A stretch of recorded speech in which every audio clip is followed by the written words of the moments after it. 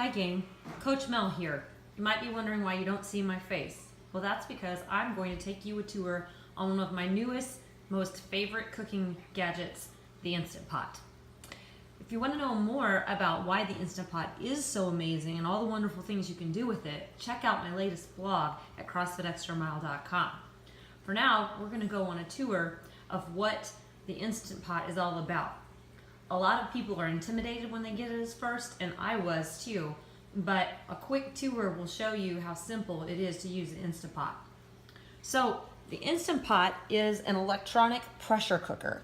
You might remember pressure cookers from your mom having one or your grandma. It was a big metal pot that set on the stove with a giant lid that sealed with a gauge on top.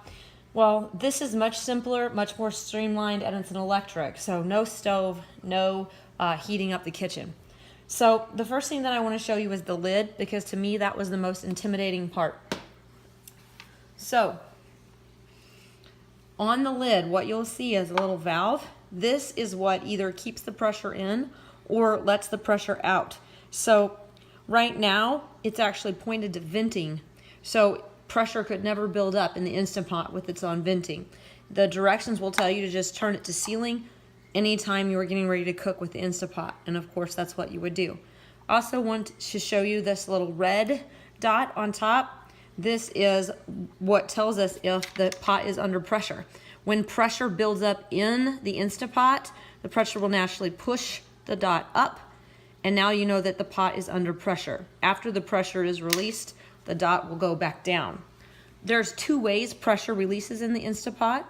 Natural pressure release, once you turn the Instapot off, the heat settles down, and as it cools, the pressure will go down, and in about 15 to 20 minutes, the little red dot goes back down, and you know it's safe to open the lid. It'll unlock. You can also do a quick release.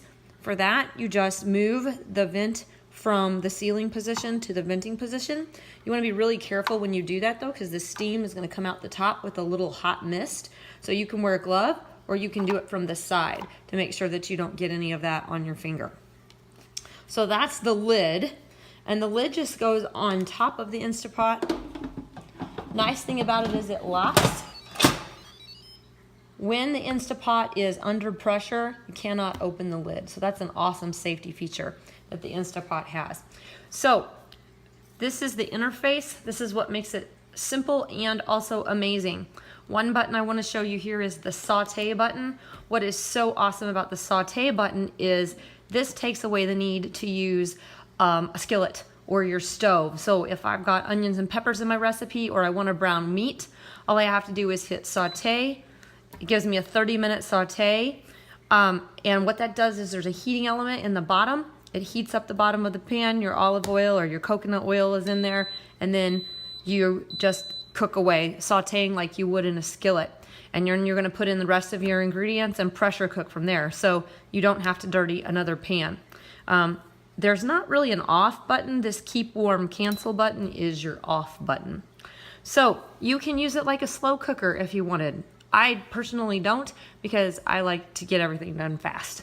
If I wanted to use the slow cook feature, I would use a slow cooker, but you could definitely use it as a second slow cooker. It also has all these other features that I haven't tried yet. You can steam with it, you can make porridge, you can make rice, you can even make your own yogurt, and the manual gives you directions on that.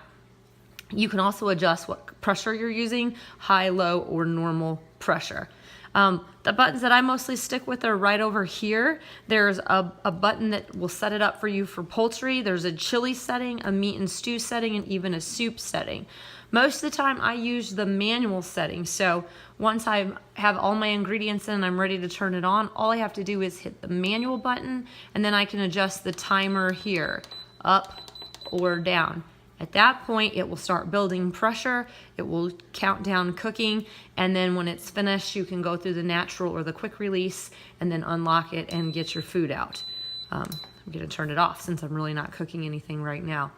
So super simple to use, even though it looks complicated and intimidating.